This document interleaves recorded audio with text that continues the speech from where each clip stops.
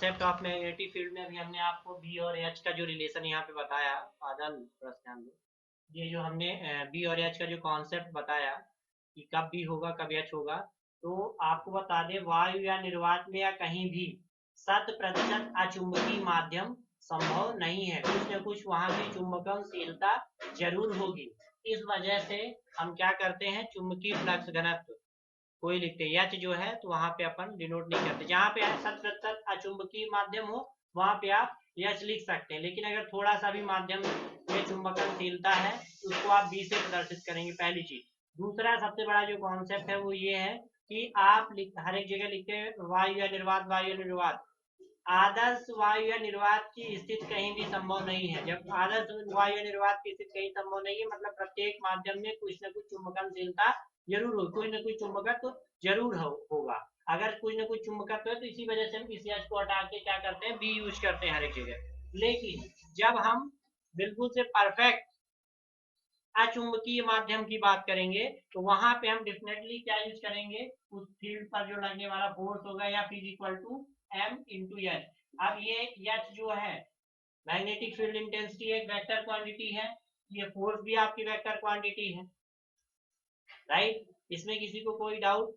इन जो दोनों के अब ये चुंबकीय क्षेत्र की तीव्रता का मात्रक क्या होता है, ये एक बात आती है। तो चुंबकीय क्षेत्र की तीव्रता का मात्रक होता है टेस्ला, किसके नाम पर रखा गया था, वैज्ञानिक निकोलस टेस्ला के नाम पर, राइट। अब अगली चीज हम फिर से इसमें डिस्कस करें, चुंबकीय क्षेत्र की तीव्रता।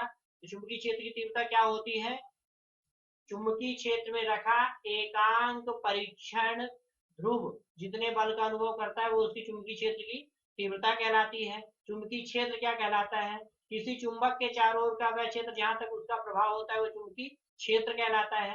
अब suppose that this is the pole of north, ये एक मान लीजिए आपका कोई नॉर्थ पोल है, इसके चारों ओर एक हमने सर्किल ड्रा किया, इस सर्किल तक ही इसका इफेक्ट है, इसके बाहर नहीं है, तो इसका चुंबकीय क्षेत्र क्या कहलाया, ये पूरा जो सर्किल आपको दिख रहा है, ठीक है ना।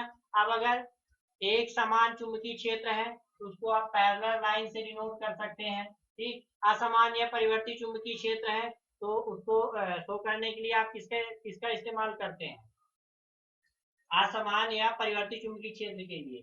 इस तरह से आप क्रॉस बना के लिख सकते हैं कि ये जो क्षेत्र है ये असमान चुंबकीय क्षेत्र है, ठीक है ना। कोई दिक्कत इसमें, एक समान चुंबकीय क्षेत्र असमान चुंबकीय क्षेत्र, इनमें कोई डाउट नहीं। अब चुंबकीय क्षेत्र की तीव्रता, चुंबकीय क्षेत्र की तीव्रता को व्यक्त करने के लिए ये देखिए यम, एक हमने क्या लिया, एक यम ध्रुव प्राबल्य का एक हमने कोई पोल लिया और दूसरा जो है तो हमारा परीक्षण ध्रुव है, मतलब एकांक उत्तरी ध्रुव। तो यहाँ पे हमने मैग्नीट्यूड ले लिया 1। अब कूलाम के व्युत्क्रम बल के नियम से, कूलाम का व्युत्क्रम बल का नियम क्या है कि यदि किन्हीं दो ध्रुव प्राबल्यों को एक दूसरे से किसी अल्प दूरी पर रखा जाए तो उन पर लगने वाला कैसा आकर्षण या प्रतिकर्षण बल का मान क्या होगा, नंबर 1 उन दोनों ध्रुव प्राबल्यों के परिमाण के गुणनफल के अनुक्रमानुपाती, नंबर 2 उनके बीच की दूरी के वर्ग के व्युत्क्रमानुपाती। इसी को क्या कहते हैं, कूलाम का व्युत्क्रम बल का नियम। अब उसी नियम से हमने यहाँ पे रखा तो क्या हो गया, H is equal to mu 0 upon 4 pi into M into 1 upon R square. अब यहाँ पे अगर थोड़ा सा कंपेरिजन करें, F is equal to M H, M क्या है ध्रुव प्राबल्यता, एच क्या है इंटेंसिटी है। तो अगर एच तीव्रता वाले क्षेत्र में यम ध्रुव प्राबल्य को रखा गया है तो उस पर लगने वाला बल कितना होगा, या यम इंटू एच के बराबर। कोई न्यूमेरिकल क्वेश्चन आ सकता है, इस तरह से आप उसको सॉल्व कर लीजिए। अब एक सबसे बड़ी बात होती है क्या, रिलेशनशिप बिटवीन टेस्ला एंड गास। क्या होता है रिलेशन, एक टेस्ला बराबर 10 की घाते 4 गास। अब एक डिफिनेशन भी हो सकता, कोई आपसे पूछ सकता है एक टेस्ला की, तो एक टेस्ला को आप कैसे परिभाषित करेंगे, सीधा सीधा सिस्टम है कि यदि कोई आपका चुंबकीय क्षेत्र है ना,